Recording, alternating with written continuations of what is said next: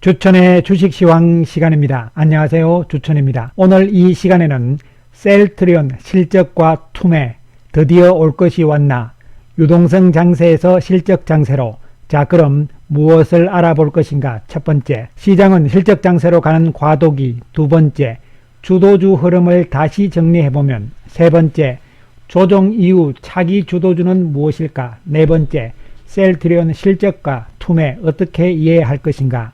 미국 시장 전일 다우지수는 안정적인 모습인 반면에 나스닥 지수는 2%의 폭락 현상이 나타나면서 금리 상승과 물가 상승, 인플레이션에 대한 우려심이 나스닥 시장에 작용을 하는 모습이 연출이 되었습니다. 이에 따라서 우리 시장도 약세가 나왔는데 코스닥 시장은 1.85% 급락이 좀 나오는 모습이었죠. 삼성전자 또 SK하이닉스, 현대차 이렇게 시가총액 상위 종목들이 어느 정도 방어를 해주는 이러한 모습이 연출이 되면서 약보합으로 마감이 되었습니다. 하지만 코스피 시장도 마찬가지, 코스닥 시장도 마찬가지 하락 종목이 압도적으로 많은 모습이 연출이 됩니다. 시장은 금리 상승에 따른 불안감이 정폭이 되고 있는 상황이 나타나지만 결론부터 말씀을 드리면 지금 시장의 상황은 그동안에 진행되었던 유동성 장세가 이제 마무리되면서 실적 장세로 넘어가는 과도기 과정에서 나타나는 조정 과정이다. 이렇게 생각을 하시면 될 것으로 판단이 됩니다.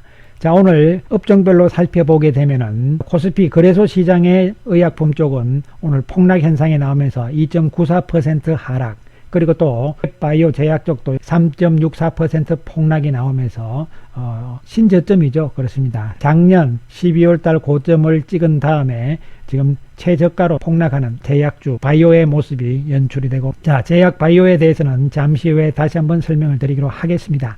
자, 오늘 외국인들 여전히 거래소 시장에서 매도 우위죠. 코스닥도 매도 우위입니다. 반면에 기관 투자가들, 금융 투자가 오늘 또 사는 이러한 모습이 연출이 되었습니다.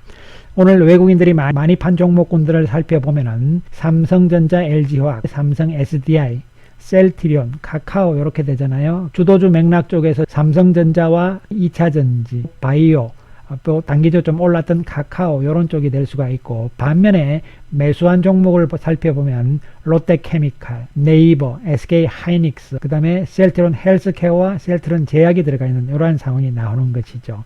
여전히 지금의 외국인들은 액티브 자금들의 성격들이기 때문에 자금력이 그렇게 강하지 않아요. 그렇기 때문에 전 주도주를 다 끌고 가는 상황들은 아니다 이렇게 보시면 되고, 반도체 쪽에 SK하이닉스, 인터넷 쪽에서는 네이버 이런 쪽으로 나가는 이러한 구도고, 자, 이것을 어떻게 해석할 것인가. 이것은 결국은 전체적인 구도적인 측면으로 봤을 때 우리 시장이 아직은 조정 과정이 좀 더 지속될 것으로 보이는 상황이기 때문에 종목별로 단기적으로 움직이는 상황으로 해석을 1차적으로 할 수가 있겠습니다. 최근에 문제가 되고 있는 금리 상승, 미 국채의 상승과 물가 상승 이런 부분들을 어저께도 말씀을 드렸습니다만 조금 더 간단하게 설명을 드리면 이렇습니다. 지금 미국의 GDP 경제 성장률 빼기 개인 소비 지출이거든요. 이것은 물가 지수가 되는 것이고, 미국 경제 성장률 빼기 미국채 10년물이 되는 것이죠. 이것은 금리가 되는 것이죠.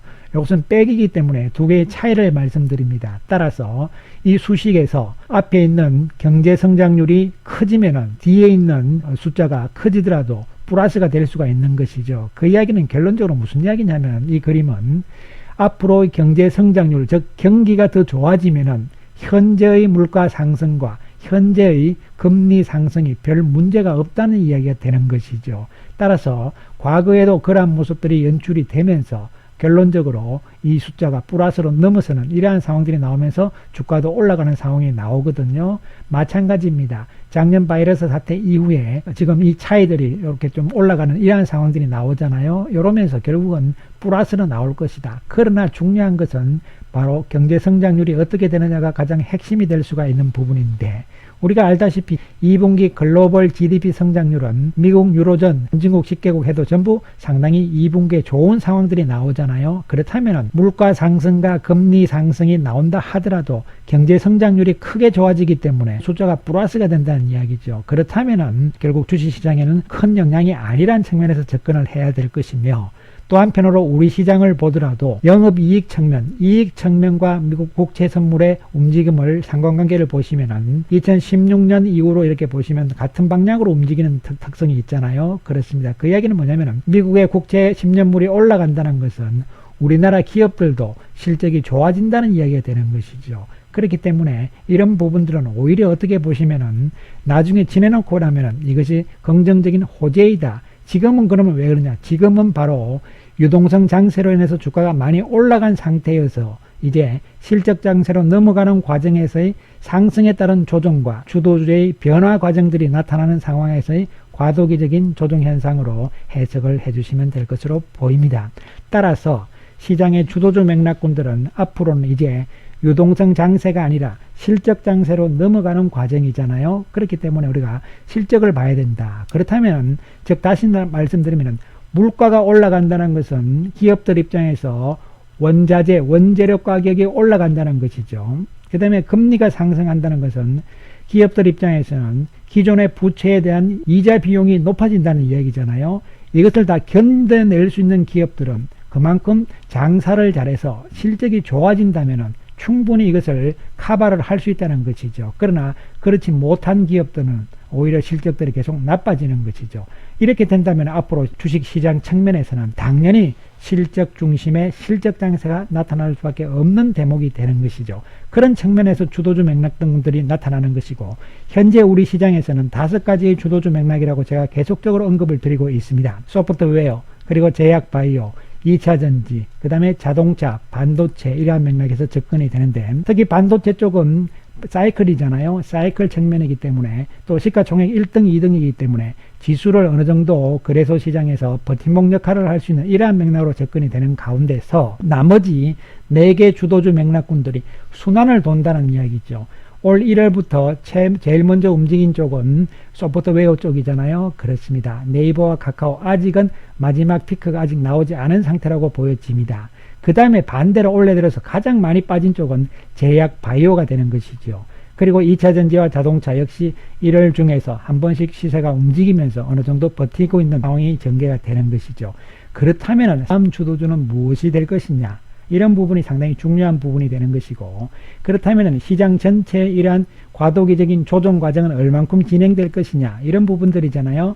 제가 보는 관점에서는 그렇게 길지 않을 것으로 판단이 내려집니다. 코스닥같이 크게 밀리는 이런 상황들이 나오면 오히려 바닥이 가까워진다는 측면에서 접근을 해 보실 필요성이 있다 이렇게 말씀을 드리겠습니다. 자, 그러면 다음 주도주는 과연 무엇이 될 것이냐, 이것을 우리가 순서적으로 순환적인 차원에서 해석을 하셔야 된다. 1월 달에서 현재까지는 소프트웨어 쪽이 지금 주도주 맥락에서 가장 추세적으로 강한 힘을 보여주고 있는 상황이다 이렇게 보시면 되는 것이죠. 자, 첫 번째 제약인데요. 제가 처음에도 의약주들이 오늘 가장 많이 제약 쪽이 폭락했다는 그림을 보여드렸습니다. 지금 이 그림을 잘 보시면은 코스피 지수와 코스피의 제약 의약품 지수의 관계인데요. 특히 지난 바이러스 사태 이후 작년에부터 보시면 거의 같은 움직임으로 나아가고 있습니다. 같은 방향을 이렇게 보시면 되는 것이죠. 자, 먼저 12월부터 해서 이 제약 쪽이 고점을 형성을 하고 조정을 받는 가운데서 코스피 지수는 좀 더 올라갔습니다. 그 이후에도 더 올라가는 상황이 나왔죠. 그러면서 지금 조정을 보이는 상황. 제약 쪽은 오히려 더 오늘 빠짐으로 해서 더 빠지는 모습이 나옵니다. 그런데 작년부터 이렇게 보시면은 제약이 올라가게 되면은 지수도 올라가는 이러한 상황들이 나타나는 것이거든요. 코스닥도 마찬가지의 개념으로 해석을 하시면 되겠습니다. 특히 코스닥은 시가총액 상위 종목군들이 대부분 바이오 쪽이기 때문에 더욱더 그러한 형태가 나타나는 것이죠. 따라서 지금의 조정의 막바지 국면은 제약 바이오들이 폭락을 지금 오늘 많이 했지 않습니까? 투매를 하면서 바닥을 확인하면서 코스닥 지수 그리고 코스피 지수는 상대적으로 삼성전자와 SK 하이닉스가 있기 때문에 크게 빠지지는 않겠죠. 그러나 그러한 분위기가 나타나면서 시장 전체적으로 바닥의 분위기가 나타날 것으로 보이고 이러한 모습은 현재 거의 다가오고 있는 상황이죠. 그래서 멀지 않았다. 따라서 시장 전체적인 측면도 어느 정도 바닥은 형성이 돼가고 있는 국면이다. 이런 측면에서 접근을 해주실 필요성이 있습니다. 그리고 이 제약 바이오주 맥락군들이 과연 실적이 나쁘냐, 그런 부분들은 아니라는 것이 가장 중요한 것이죠. 실적 장세에서 중요한 것은 실적 부분이 되는 것입니다. 따라서 실적은 지금까지 지내놓은 실적이 아니고 앞으로 2021년의 실적이 가장 중요하다는 측면에서 접근을 일단은 해보실 필요성이 있고, 이러한 측면에서 우리가 가장 중요하게 봐야 되는 것은 바로 셀트리온이 되는 것이죠. 셀트리온 오늘 어저께 실적 발표 이후에 말들이 많습니다. 왜 이렇게 말이 많을 것인가? 이것은 4분기 실적이 지난 4분기 실적이 예상보다 못하다. 그리고 또 3분기보다 실적이 안 좋다. 이런 이야기들이잖아요. 그렇습니다. 그래서 이 부분에 대해서 우리가 분명히 알아야 되기 때문에 요약 손익계산서를 좀 보면서 회계인데요. 재무제표를 보는 건데 너무 어렵게 생각하실 필요가 전혀 없다. 이렇게 말씀을 드리겠습니다. 먼저 이 앞부분에 이번에 발표한 4분기 실적인데요. 자, 매출액이 나와 있고 그 다음에 매출 원가가 나와 있죠. 그래서 매출액 빼기 매출 원가를 하면은 매출 총이익이 되는 겁니다. 매출 총이익률이 55.4%죠. 대단합니다. 물건을 하나 팔아서 이익이 55%가 남는다는 뜻이죠. 그런데 이 매출 총이익에서 뭐를 빼야 되나요? 비용을 빼야 되잖아요. 예, 이 비용을 빼는데 대표적인 것이 바로 판관비라고 이야기하는 판매관리비가 되는 것이죠. 이 판매관리비 속에는 경상개발비가 들어갑니다. 그래서 이것을 다 빼는 것이죠. 매출 총이익에서 판매관리비를 빼고 나면은 영업이익이 나오는 것이죠. 그런데 중요한 것은 이 판매관리비 가운데서 경상개발비가 지금 이렇게 되어 있는 것이죠. 651억의 경상개발비입니다. 여러분 이거 뭔지 다 아시죠? 그렇습니다. 바로 레키로나주 개발비를 이번에 회계장부상 계상을 한 것입니다. 그렇기 때문에 이 부분들이 즉 레키로나주에 대한 개발 비용이 비용으로 처리가 됐기 때문에 영업이익은 당연히 줄어들 수밖에 없는 상황이다. 이렇게 보시면 되는 것이죠. 그래서 2020년 전체적인 누계로 보더라도 같은 맥락으로 보시면 됩니다. 약 38%가 이번에 빠진 것이잖아요. 물론 회계적으로 전체적인 개발비를 다 계상하지는 않았을 거예요. 어쨌든 간에 정상적인 합법적인 회계 처리를 이렇게 해서 이번 4분기에 레키로나주의 개발 비용을 어느 정도 비용으로 처리하면서 떨어냈다는 부분이 중요한 것이죠. 이에 따라서 전체적인 영업이익은 줄어들 수밖에 없다. 지난 3분기보다. 이런 측면에서 일단은 접근이 돼야 될 것으로 보입니다. 이 부분을 해석을 하시면 이렇게 하시면 되는 것이죠.